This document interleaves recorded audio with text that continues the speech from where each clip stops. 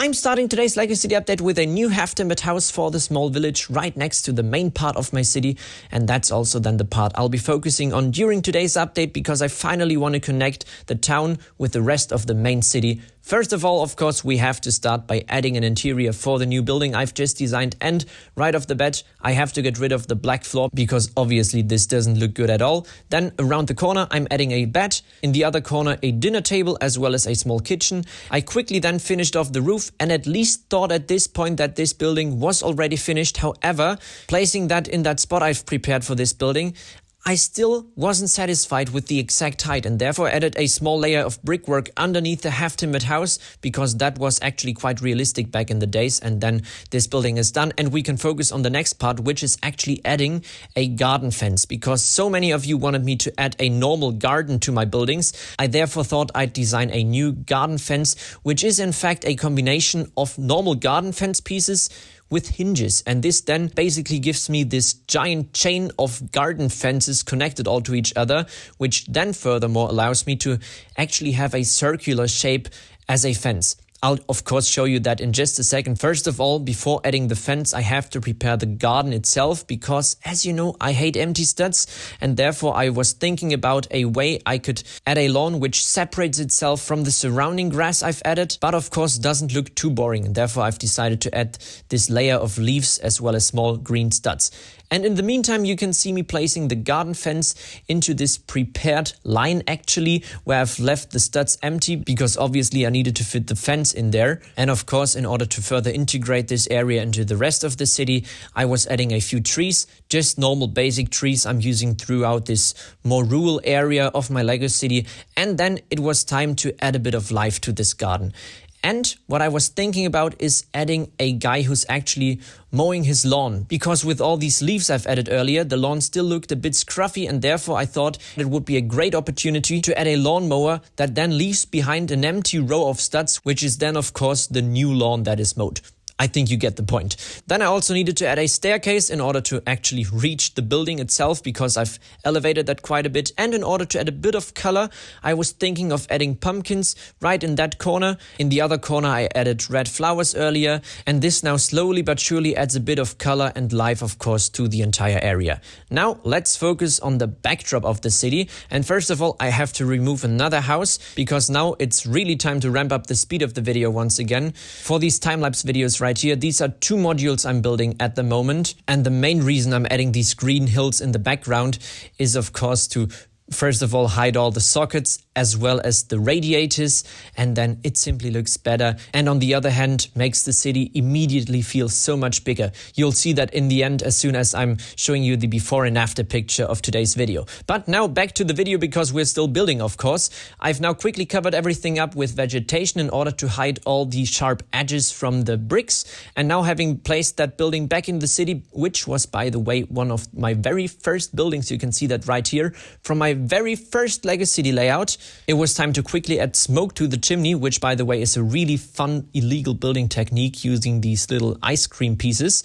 And then afterwards, since I was talking about that last video, it was time to add a bit of life to the old town as well. First of all, with this new car I've placed just in front of the building, then just little fun stories like one guy, for example, stacking barrels right in front of his house. I was thinking about this maybe being the brewery of the LEGO City, for example. And then another thing you guys wanted me to add was a bus stop right in front of the village because it isn't really connected via the road network. Therefore, this was actually quite obvious to have a bus stop right there. And I was choosing a more modern look for the bus station itself, as you can see right there with these large glass panels, and then a small info screen right underneath the roof of this bus station, as well as of course 3 chairs, so the passengers who are waiting for the next bus to arrive can actually have a seat. And in case you're wondering how this more modern bus stop looks right next to this very old town, there you can see it. I absolutely love it. I love the contrast of it. I was in fact also worried a bit that it might not fit into this area, but I think it beautifully rounds off this corner. As I'm now already starting to finish off certain areas of my LEGO City, I of course have to focus on details. In this case, I added some animals with a deer right here. I know it's a bit close to the train tracks as well as to the buildings, but I mean, I don't have endless amounts of space. Then back here I added an owl, and in that field next to the street there's a rabbit somewhere hidden in there. This is now the view from behind the little town of my Lego city, and something you'll notice is that these two buildings are open from behind. There's no reason for that except these buildings were part of my very first Lego city layout. I can also show you a few video clips I have from that layout. Most of you probably don't know that yet.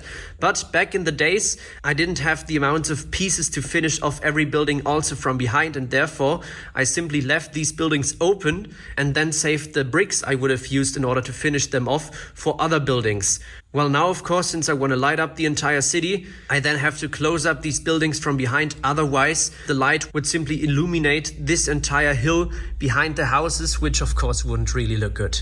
Then with that little bus stop right there at the corner, this is as illegal as it gets because it isn't connected at all to the ground below. I was thinking about adding turntables and then flat tiles in order to get rid of the studs, but honestly, it works perfectly fine having this little cutout rectangle in which the bus stop is then simply being placed. Then before I'll show you today's before and after picture, although this wasn't really part of today's update, but the area I'm most concerned with is in fact this middle area, which is still empty and where these train tracks simply end in, well, nothing at the moment.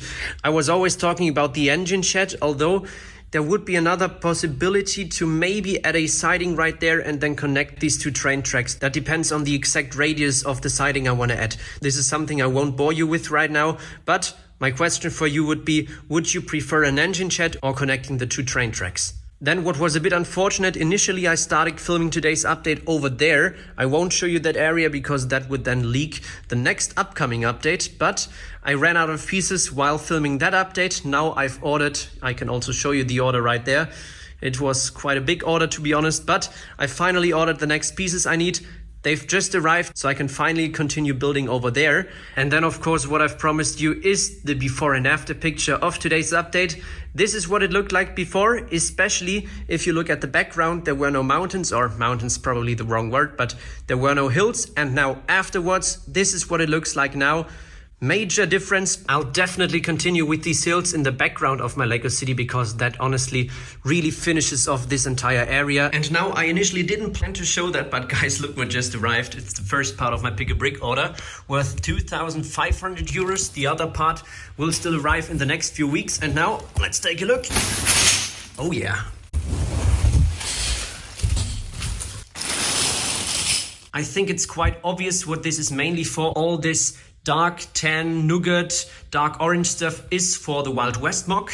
And then when it comes to the rest of these pieces mixed in here, I'll wait for the rest of the Pick a Brick order to arrive and then we'll make a giant haul of everything. And then something else you might have noticed, at least in the second half of the video, is that my voice sounds a little bit sick, which was a bit unfortunate and also the reason why this video took me a bit longer because I was ill over the past few days, but now I'm starting to feel better. So hopefully the next update shouldn't take too long. And with that being said, that's it for today's video. I really hope you enjoyed and I'll see you again in the next one.